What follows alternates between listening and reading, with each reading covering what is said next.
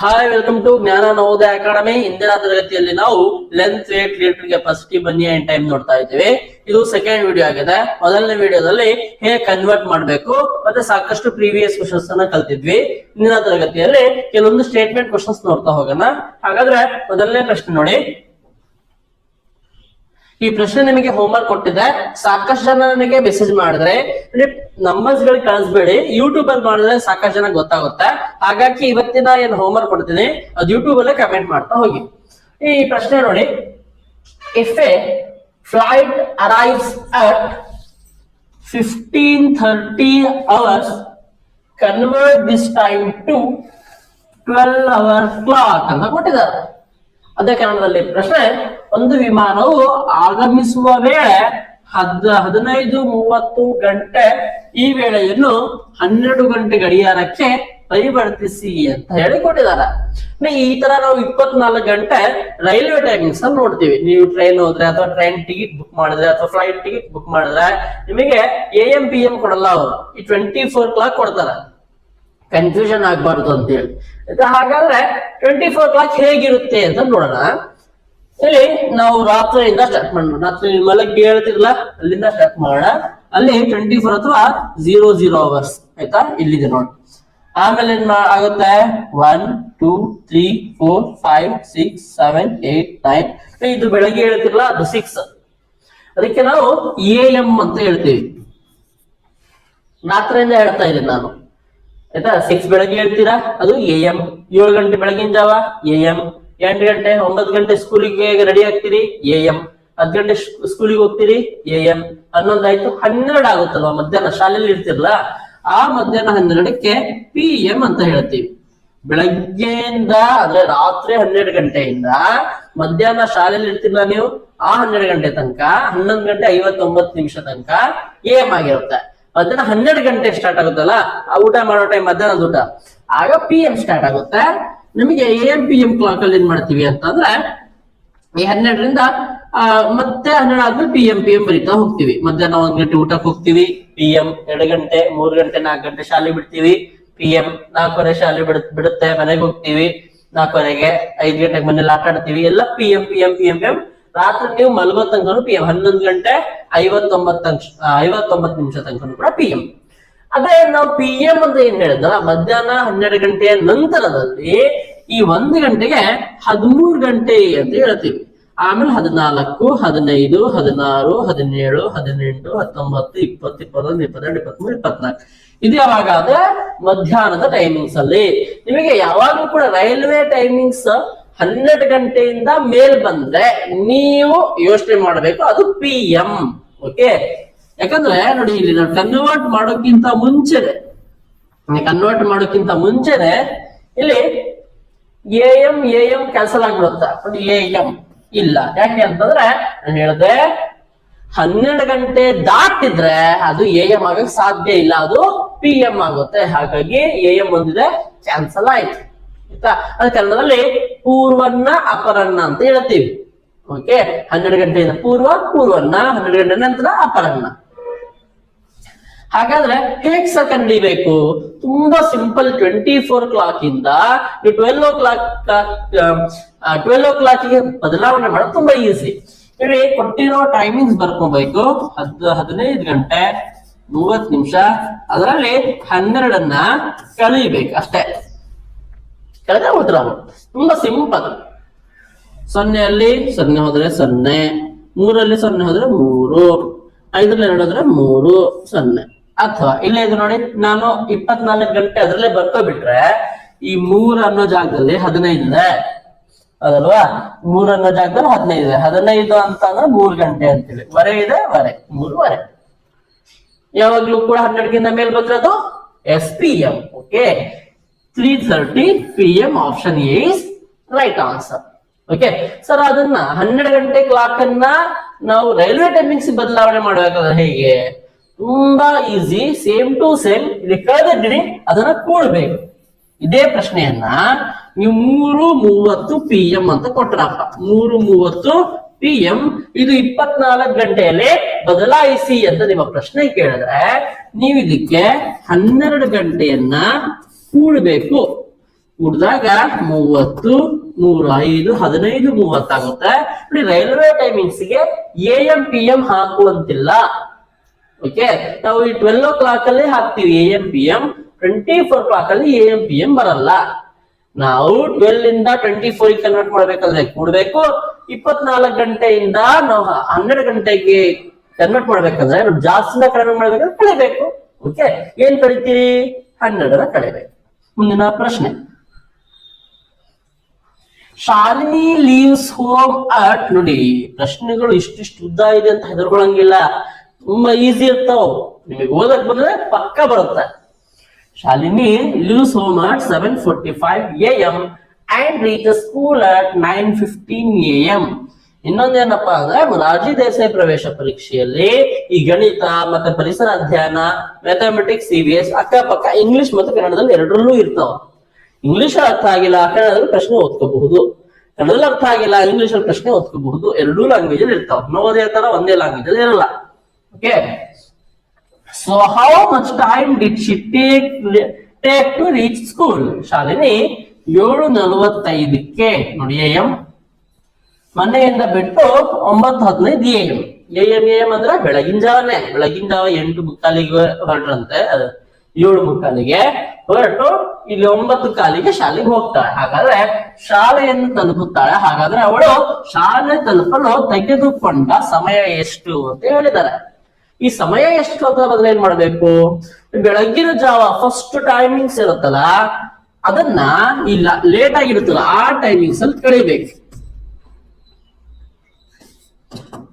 ಅಂದ್ರೆ ಇವಾಗ ಬೆಳಗಿನ ಜಾವ ನಾನು 6:30ಕ್ಕೆ ಹೊರಟೆ, ಮಧ್ಯಾಹ್ನ 3:30ಕ್ಕೆ ಬಂದೆ ಅಂದ್ರೆ ನೀವು ಮಧ್ಯಾಹ್ನ ಟೈಮಿಂಗ್ಸ್ ಇಂದ ಬೆಳಗ್ಗೆ ಟೈಮಿಂಗ್ಸ್ ಕಳಿಬೇಕು. ಓಕೆ, ನೆಕ್ಸ್ಟ್ ಪ್ರಶ್ನೆ ಬರುತ್ತೆ, ಇನ್ನು ಎಕ್ಸ್ಪ್ಲೇನ್ ಮಾಡ್ತೀನಿ ಹೇಗೆ ಕಳಿಬೇಕು ಅಂತ ಹೇಳಿ. ಇಲ್ಲಂತೂ ಬೆಳಗಿನ 12 ಗಂಟೆ ಒಳಗೆ ಇದೆ, ಹಾಗಾಗಿ ನಾನು ರೈಲ್ವೆ ಟೈಮಿಂಗ್ಸ್ ಬದಲಾವಣೆ ಮಾಡಿಲ್ಲ. ಏನಾದ್ರೂ ಈ ರೀಚ್ ಆಗೋ ಟೈಮಿಂಗ್ಸ್ 12 ಗಂಟೆ ದಾಟಿದ್ರೆ ನೀವು ರೈಲ್ವೆ ಟೈಮಿಂಗ್ಸ್ ಅಲ್ಲಿ ಬದಲಾವಣೆ ಮಾಡ್ಕೊಂಡ್ರೆ ನಿಮಗೆ ಕಳಿಯಕ್ ಈಸಿ ಆಗುತ್ತೆ, ಈಸಿಯಾಗಿ ಉತ್ತರ ಬರುತ್ತೆ. 5ರಲ್ಲಿ 5 ಇದ್ರೆ 0, 1ರಲ್ಲಿ 4 ಹೋಗುತ್ತಾ? ಹೋಗಲ್ಲ. ಹಾಗಾದ್ರೆ ಏನ್ ಮಾಡ್ಬೇಕು ಸರ್? 1ರಲ್ಲಿ ಹೋಗಲ್ಲ, ಇಲ್ಲಿ ಕ್ಯಾರಿ ತಗೊಳ್ಳಿ, 8 ಆಗುತ್ತೆ, ಇಲ್ಲಿ 11 ಆಗುತ್ತೆ, 11ರಲ್ಲಿ 4 ಕಳೀರಿ. ಮಾಡ್ಬೇಕಾ? ನೋ, ಆಗಲ್ಲ. ಯಾಕಾಗಲ್ಲ? ನಾನು ಕಳೆದ ತರಗತಿಯಲ್ಲಿ ಹೇಳಿದೆ, ನೋಡಿಲ್ಲ ಅಂದ್ರೆ ಕ್ಲಿಕ್ ಮಾಡಿ ಮೇಲ್ಗಡೆ ನಮ್ಮ ಚಾನಲ್ಗೆ ಹೋಗಿ ನೋಡ್ಬೇಕು, ನೀವು ವಿಡಿಯೋ ನೋಡ್ಬೇಕು, ಅದ್ರಲ್ಲಿ ನಾನು ಕನ್ವರ್ಟ್ ಮಾಡೋದು ಹೇಳಿದೀನಿ. ಇಲ್ಲಿ ನಾವು ಗಂಟೆಯಿಂದ ನಿಮಿಷಕ್ಕೆ ಬದಲಾವಣೆ ಮಾಡಬೇಕು ಅಂದ್ರೆ ಇಲ್ಲಿ 1 ಕಡಿಮೆ ಆಗುತ್ತೆ, ಇಲ್ಲಿ 60 ಜಾಸ್ತಿ ಆಗುತ್ತೆ. ಯಾಕೆ ಸರ್ ಜಾಸ್ತಿ ಆಗುತ್ತೆ? 1 ಗಂಟೆಗೆ 60 ನಿಮಿಷ, ಹಾಗಾಗಿ ಇಲ್ಲಿ ಗಂಟೆ 1 ಕಡಿಮೆ ಆದ್ರೆ ಇಲ್ಲಿ 60 ಜಾಸ್ತಿ ಆಗುತ್ತೆ. ಇಲ್ಲಿ ನನ್ನ ಹತ್ರ 15 ಇದೆ, 15, 60 ಸೇರಿಸಿದ್ರೆ ಇದು 75 ಆಯ್ತು. 75ರಲ್ಲಿ 45ನ ಕಳಿಬೇಕು. 5ರಲ್ಲಿ 5 ಹೋದ್ರೆ 0, 7ರಲ್ಲಿ 4 ಹೋದ್ರೆ 3, ಆಯ್ತಾ? 8ರಲ್ಲಿ 7 ಹೋದ್ರೆ 1.5 ಗಂಟೆ.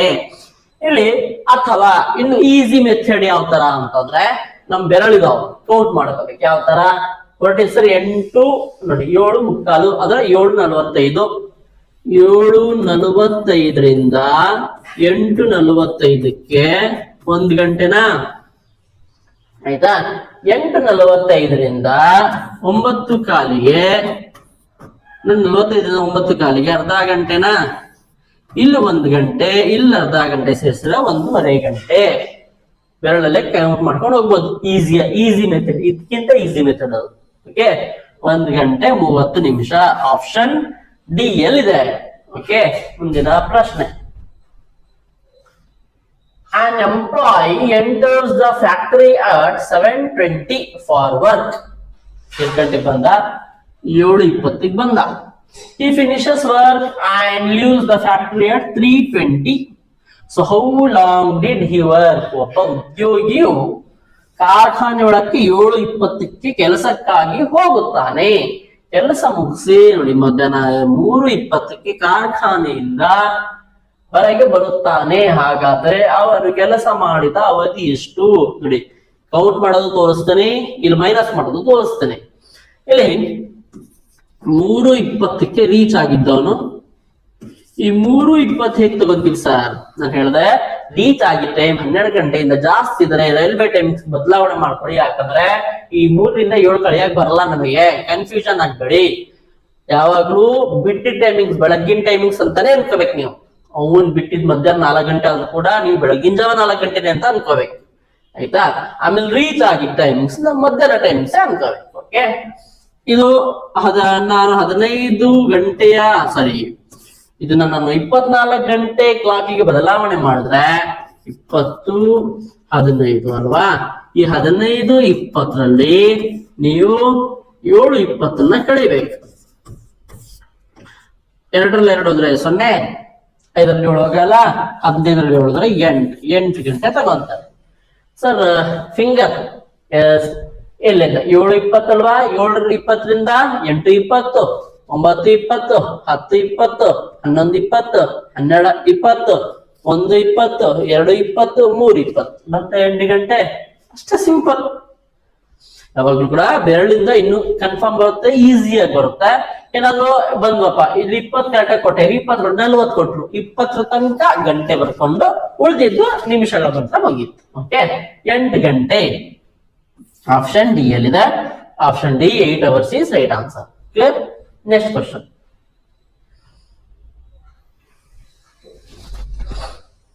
The cost of one notebook is rupees 30.25, but what is the cost of 7 notebooks?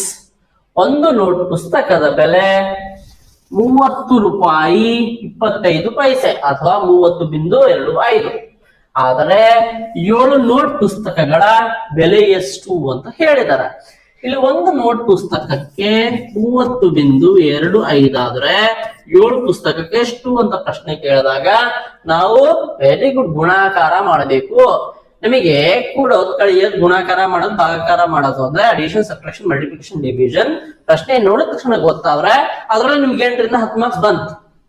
ಅದ್ರಲ್ಲಿ ಡೆಸಿಮಲ್ ಇನ್ಕ್ಲೂಡ್ ಆಯ್ತು, ಅಮೌಂಟ್ ಇನ್ಕ್ಲೂಡ್ ಆಯ್ತು. ಇದ್ಯಾಕಿಲ್ಲ ಹಾಕೊಂಡೆ ಅಂದ್ರೆ ಇಲ್ಲ ಆ ಮನಿ ಕೊಟ್ಟಿದ್ದಾರೆ, ಈ ಮನಿ ಹೇಳ್ತಿರೋದ್ರಿಂದ ಆ ಮನಿ ಇದ್ರಲ್ಲೇ ಇರ್ಲಿ ಅಂತ ಇದ್ರಲ್ಲೂ ತಗೊಂಡೆ ನಾನು, ಆಯ್ತಾ? ಫಂಡಮೆಂಟಲ್ ಆಪರೇಷನ್ ಅಲ್ಲೂ ಕೂಡ ನೀವು ಮಲ್ಟಿಪ್ಲಿಕೇಶನ್ ಕಲ್ತಿದ್ದೀರಿ, ಅದನ್ನ ಮಾಡ್ತಾ ಹೋಗ್ಬೇಕು. 7 ಇಂದ ಮಲ್ಟಿಪ್ಲಿಕೇಶನ್ ಮಾಡಿ. 7 5 ಏನ್ ನೀವು ಮಲ್ಟಿಪ್ಲಿಕೇಶನ್ ಮಾಡ್ತೀರಿ, ಏನ್ ಕಲ್ತಿದ್ದೀರಾ, ಸೇಮ್ ಟು ಸೇಮ್ ಮೆಥಡ್. ಅದ್ರ ಲಾಸ್ಟ್ ಗೆ ಡೆಸಿಮಲ್ ಪಾಯಿಂಟ್ ನೋಡಿ, ಡೆಸಿಮಲ್ ಪಾಯಿಂಟ್ ಇಡ್ಬೇಕು ಅಷ್ಟೇ. 7 5 35, 3 carry, 7 2 14, 15 16 17, 1 carry, 7 0 0 plus 1 1 ಆಯ್ತು, 7 3 21 ಡೈರೆಕ್ಟ್ ಆಯ್ತು. ಇಲ್ಲಿ ಮೇಲ್ಗಡೆ ನೋಡಿ ಎಷ್ಟು ಡೆಸಿಮಲ್ ಪಾಯಿಂಟ್ ಬಿಟ್ಟು ನಂಬರ್ ಇದೆ. ಇಲ್ಲಿ ಈ ಕಡೆ ಅಂತೂ ಡೆಸಿಮಲ್ ಪಾಯಿಂಟ್ಸ್ ಇಲ್ಲ, ಈ ಕಡೆ 2 ಡೆಸಿಮಲ್ ಪಾಯಿಂಟ್ಸ್ ಇದಾವೆ, ಆಯ್ತಾ? 2 ಡಿಜಿಟ್ ಬಿಟ್ಟು ಡೆಸಿಮಲ್ ಪಾಯಿಂಟ್ ಇದೆ. ಹಾಗಾದ್ರೆ ಆನ್ಸರ್ ಅಲ್ಲೂ ಕೂಡ ರೈಟ್ ಸೈಡ್ ಇಂದ 2 ಡಿಜಿಟ್ ಬಿಟ್ಟು ಡೆಸಿಮಲ್ ಪಾಯಿಂಟ್ ಇಟ್ರೆ ಮುಗಿತು. 211.7. ಕ್ವಶನ್ ನಂಬರ್ 15 ನೋಡಿ. The cost of one notebook is 63.50. Then what is the cost of 19 notebooks? ಒಂದು ನೋಟ್ ಪುಸ್ತಕದ ಬೆಲೆ ಇಲ್ಲಿ ತಪ್ಪಾಗಿದೆ. 63.50 ಆದರೆ ಇಲ್ಲಿ 19 ನೋಟ್ ಪುಸ್ತಕಗಳ ಬೆಲೆ ಎಷ್ಟು ಅಂತ ಕೇಳಿದ್ದಾರೆ. ಓಕೆ, ಇದು ಕೂಡ ಗುಣಾಕಾರ ಮಾಡಬೇಕು. 63.50 19ರಿಂದ ಗುಣಾಕಾರ ಮಾಡಬೇಕು. ನಿಮಗೆ 19 ಟೇಬಲ್ ಬಂದ್ರೆ 19 5 19 3 19 6 ಅಂತ ಈಸಿಯಾಗಿ ಬರ್ಕೋಬಹುದು. ಆದ್ರೆ ಬಂದಿಲ್ಲ ಅಂದ್ರೆ 9 ಇಂದ ಮಲ್ಟಿಪ್ಲಿಕೇಶನ್ ಮಾಡಿ, 1ರಿಂದ ಮಲ್ಟಿಪ್ಲಿಕೇಶನ್ ಮಾಡಿ, ಸಮ್ ಮಾಡಿ ಬರೀಬೇಕಲ್ವಾ? ನಿಮಗೆ 19 ಟೇಬಲ್ ಈಸಿಯಾಗಿ ಬರೆಯೋದು ಗೊತ್ತಾ? ಯಾವ ತರ ಸರ್ ಅಂದ್ರೆ ಫಸ್ಟಿಗೆ ಇಲ್ಲಿ ಆಡ್ ನಂಬರ್ಸ್ ಬರ್ಕೋಬೇಕು. 1 3 5 7 9 11 13 15 17 19. ಆಮೇಲೆ ಎಡಗಡೆಯಿಂದ 0 1 2 3 4 5 6 7 8 9 ರೆಡಿ. 90 ಟೇಬಲ್ ರೆಡಿ ಆಯ್ತು. 9 ಟೇಬಲ್ ಬರೀಬೇಕಾದ್ರೆ ನಾವು 1 2 3 4 5 6 7 8 9 0 0 1 2 3 4 5 6 7 8 9 0 ಹಂಗ್ ಬರೀತೀವಿ, ಆಯ್ತಾ. ನಮಗೆ 19 ಜೊತೆ ಸಿಕ್ತು. ಈಗ 19 0 0, 19 5 19 ಇದ್ರೆ 95, 19 5 95, 9 ಕ್ಯಾರಿ. ಓಕೆ, ನೆಕ್ಸ್ಟ್ 19 3 1 2 3 57 ಮಾಡಿದೆ ಅಂದ್ರೆ ಇದು 6 ಆಯ್ತು, 66 ಆಯ್ತು. 6 ಬರ್ಕೊಂಡೆ, 6 ಕ್ಯಾರಿ ಆಯ್ತಾ. ನೆಕ್ಸ್ಟ್ 19 6 114, 0 2 1 120. ನಿಮಗೆ ಸರ್ ದೊಡ್ಡ ಟೇಬಲ್ ನಿಮಗೆ ಅರ್ಥ ಆಗಲ್ಲ ಸರ್ ಅಂದ್ರೆ ನೀವು ಹೇಗ್ ಮಲ್ಟಿಪ್ಲಿಕೇಶನ್ ಮಾಡ್ತೀರಿ? 9 ಇಂದ ಮಲ್ಟಿಪ್ಲಿಕೇಶನ್ ಮಾಡಿ, 9ರಿಂದ 1ರಿಂದ ಗುಣಾಕಾರ ಮಾಡಿ, ಕೊನೆಗೆ 2 ಕೂಡ ಕೂಡ ಬರೀಲಿ. ಓಕೆ, ರೈಟ್ ಸೈಡ್ ಇಂದ 2 ಅಂಕೆ ಬಿಟ್ಟು ದಶಮಾಂಶ ಬಿಂದು ಇದೆ, 2 ಅಂಕೆ ಬಿಟ್ಟು ದಶಮಾಂಶ ಬಿಂದು. 1206.50. ಆಪ್ಷನ್ ಸಿ ಅಲ್ಲಿದೆ, ಹಾಗಾಗಿ option C is right answer. Next question number 7. Question number 16. If the total length of 6 bundles of wire is 240 meters, what is the length of one bundle? One bundle of wire. 6 ಬಂಡಲ್ಗಳ ವೈರಿನ ಒಟ್ಟು ಉದ್ದ 240 ಮೀಟರ್ಗಳಾದರೆ ಒಂದು bundle ವೈರಿನ ಉದ್ದ ನೋಡಿ. ಅವರು 6ಕ್ಕೆ 240, ಒಂದಕ್ಕೆ ಎಷ್ಟು ಅಂತ ಕೇಳಿದ್ದಾರೆ. ಆಗ ಏನ್ ಮಾಡ್ಬೇಕು, ನಾನು 6 ಭಾಗ ಮಾಡ್ಬೇಕಲ್ವಾ, ಹಂಚಬೇಕಲ್ವಾ. ಹಂಚೋ ಸಮಸ್ಯೆ ಬಂದ್ರೆ, ಪ್ರಾಬ್ಲಮ್ ಬಂದ್ರೆ ನಾವು ಭಾಗಾಕಾರ ಮಾಡ್ತೀವಿ. 240 ಭಾಗಾಕಾರ 6. ನೋಡಿ, ಅದೇ ನೀವು ಶಾಲೆಯಲ್ಲಿ ಬರಿಬೇಕಾದ್ರೆ ಸ್ಟೇಟ್ಮೆಂಟ್ ಬರಿಬೇಕು. ನೀವು ಕಾಂಪಿಟೇಟಿವ್ ಎಕ್ಸಾಮ್ ಅಟೆಂಡ್ ಮಾಡ್ತಿರೋದು ಏನು ಸ್ಟೇಟ್ಮೆಂಟ್ ಡೈರೆಕ್ಟ್ ಮ್ಯಾಥಮೆಟಿಕಲ್ ಸ್ಟೆಪ್ ಮಾಡಿದ್ರೆ ಸಾಕು. ಓಕೆ, ಫಸ್ಟ್ 1 ಅಂಕೆ ತಗೊಂತೀನಿ, 2 ಕಡಿಮೆ ಇದೆ. ಕಡಿಮೆ ಇದ್ದಾಗ ಯಾವಾಗ್ಲೂ ಕೂಡ ಭಾಗ ಆಗಲ್ಲ. ಇದು ಹಿಂಗ್ ಪ್ರಾಕ್ಟೀಸ್ ಮಾಡ್ರಿ ನೀವು, ಮುಂದೆ ನಿಮಗೆ ತಪ್ಪಾಗಲ್ಲ. ಇಲ್ಲ ಅಂದ್ರೆ ಭಾಗ ಆಗಲ್ಲ, 2 ಅಂಕೆ ಫಸ್ಟ್ ತಗೊಂಡ್ರೆ ಓಕೆ, ಏನ್ ತೊಂದ್ರೆ ಇಲ್ಲ. ಆದ್ರೆ ನಾವೇನ್ ಮಾಡ್ತೀವಿ ಅಂದ್ರೆ ಮುಂದಿನ ಹಂಗೆ ತಗೊಳಕ್ ಹೋಗ್ತೀವಿ, 0 ಮಿಸ್ ಆಗ್ತಾವ. 4 ಇಳಿಸ್ಕೊಂಡೆ, 6 4 24, 0 ಉಳಿತು. ಹಾಗೆ ಬಿಡಂಗಿಲ್ಲ. ಯಾವುದೇ ಒಂದು ಸಂಖ್ಯೆ ಇಳಿಸ್ಕೊಂತಾ ಇದೀವಂದ್ರೆ ಅದು ಭಾಗ ಮಾಡ್ಲೇಬೇಕು. ಸರ್ ಅದು ಕಡಿಮೆ ಇದೆಯಲ್ಲ ಸರ್, 6ಕ್ಕಿಂತ ಕಡಿಮೆ ಇದೆಯಲ್ಲ ಸರ್, ಕಡಿಮೆ ಇದ್ರು ಕೂಡ 0ಯಿಂದ ಭಾಗ ಮಾಡ್ಬೇಕು. ಸುಮ್ಮನೆ ಬಿಡಂಗಿಲ್ಲ, ಭಾಗ ಮಾಡ್ಲೇಬೇಕು. ಆನ್ಸರ್ ಎಷ್ಟು ಬಂತು? 40. ಆಪ್ಷನ್ ಎ ಇದೆ, 40 metre. That is the right answer. ಮುಂದಿನ ಪ್ರಶ್ನೆ. ಒಬ್ಬ ವ್ಯಾಪಾರಿಯ ಬಳಿ 68 kg 250 ಗ್ರಾಂ ಗೋಧಿ ಇರುತ್ತದೆ. ಅದರಲ್ಲಿ ಒಬ್ಬ ಗ್ರಾಹಕನಿಗೆ 15 kg 200 ಗ್ರಾಂ ಮಾರುತ್ತಾನೆ. ಒಂದ್ರ ಎಷ್ಟಿದೆ ಸರ್? 68 kg. ನೋಡಿ, ಕೆಜಿ ಬೇರೆ ಬರ್ಕೋಬೇಕು, ಗ್ರಾಮ್ ಬೇರೆ ಬರ್ಕೋಬೇಕು. ನೀವು 250 ಗ್ರಾಂ ಇರುತ್ತೆ. ಅದರಲ್ಲಿ ಒಬ್ಬ ಗ್ರಾಹಕನಿಗೆ 15 kg 250 ಗ್ರಾಂ ಮಾರ್ತಾ ಇದ್ದಾನೆ. ಅಂದ್ರೆ ಕಳಿಬೇಕು. ಅಥವಾ ನೀವು ಕೆಳಗಡೆ 2 ಗ್ರಾಹಕನಿಗೆ ಮಾಡಿದಲ್ಲ, ಆ ಇನ್ನೊಬ್ಬ ಗ್ರಾಹಕನಿಗೆ ಏನ್ ಮಾಡ್ತೇವೆ ನಾನು, 13 kg 500 ಗ್ರಾಂ ಮಾರ್ತಾ ಇದ್ದಾನೆ. ಅದೆರಡು ಕೂಡಿ ಕಳಿಬಹುದು, ಅಥವಾ ಒಂದೇ ಕಳ್ಕೊಂಡು ಹೋಗ್ಬೋದು. 2 ಮಾಡ್ಬೋದು, ಆಸ್ ಯುವರ್ ವಿಶ್. 1 ಕಳೀತಾ ಇದ್ದೀನಿ. 8ರಲ್ಲಿ 5 3, 6ರಲ್ಲಿ 1 5, 53 kg ಉಳಿತು. ಗ್ರಾಮ್ ಉಳಿದಿಲ್ಲ. ಆಯ್ತಾ? ಸ್ವಲ್ಪ ಕೆಳಗೆ ಬರ್ಕೊಂತೀನಿ. ಇಲ್ಲಿ ಗ್ರಾಮ್ ಏನು ಉಳಿದಿಲ್ಲ. ಇಲ್ಲಿ 8ರಲ್ಲಿ 5 3, 53 kg ಉಳಿತು. ಅದರಲ್ಲಿ ಮತ್ತೊಬ್ಬ ಗ್ರಾಹಕನಿಗೆ 13 kg 500 ಗ್ರಾಂ ಕೊಡ್ತಾ ಇದ್ದಾನೆ. ನೋಡಿ, ನಾನು ಹೇಳಿದೆ ಇಲ್ಲಿ ಕಳಿಬೇಕಾದ್ರೆ 0 ಲೈನ್ ಹೋಗಲ್ಲ, ಕ್ಯಾರಿ ತಗೊಂಡಾಗ 1 ಬರಲ್ಲ. ಇಲ್ಲಿ 1 ಕಡಿಮೆ ಆಗುತ್ತೆ, ಇಲ್ಲಿ 1000 ಬರುತ್ತೆ. ಯಾಕಂದ್ರೆ 1 kgಗೆ 1000 ಗ್ರಾಂ ಅಂತ ನಮಗೆ ಗೊತ್ತಿಲ್ಲ. ಹಾಗಾಗಿ ಓಕೆ, 0 ಹೋದ್ರೆ 0 0 ಹತ್ರ ಇದ್ರೆ 5. ಇಲ್ಲಿ 2ರಲ್ಲಿ 3 ಹೋಗಲ್ಲ, ಮತ್ತೆ 12 ಆಯ್ತು. 12ರಲ್ಲಿ 3 ಹೋದ್ರೆ 9, 4ರಲ್ಲಿ 3, 39 kg 500 ಗ್ರಾಂ. 39 kg 500 ಗ್ರಾಂ ಎಲ್ಲಿದೆ? ಆಪ್ಷನ್ ಬಿ ಎಲ್ಲಿದೆ. therefore option B is right answer. Okay, ಮುಂದಿನ ಪ್ರಶ್ನೆ. To sew one shirt, 2 meter 80 centimeter of fabric is required. ನೋಡಿ ಒಂದು ಶರ್ಟ್ ಹೊಲಿಯಕ್ಕೆ 200 ಮೀಟರ್ 80 ಸೆಂಟಿಮೀಟರ್ ಬಟ್ಟೆ ಬೇಕಂತೆ. What is the total fabric required to sew 12 shirt? ಅದೇ ರೀತಿ 12 ಶರ್ಟ್ ಗಳು ಹೊಲಿಯಕ್ಕೆ ಎಷ್ಟು ಬೇಕು ಅಂತ ಕೇಳಿದ್ದಾರೆ. ಒಂದು ಶರ್ಟ್ ಹೊಲಿಯಲು 2 ಮೀಟರ್ 80 ಸೆಂಟಿಮೀಟರ್ ಬಟ್ಟೆ ಬೇಕು. ಅದೇ ಅಳತೆಯ 12 ಶರ್ಟ್ ಗಳನ್ನು ಹೊಲಿಯಲು ಬೇಕಾಗುವ ಒಟ್ಟು ಬಟ್ಟೆ ಎಷ್ಟು? ನೋಡಿ ಒಂದು ಜೊತೆ ಹೊಲಿಯಕ್ಕೆ 2 ಮೀಟರ್ 80 ಸೆಂಟಿಮೀಟರ್ ಬೇಕು. ಹೀಗೆ 12 ಬೇಕಾಗುತ್ತೆ.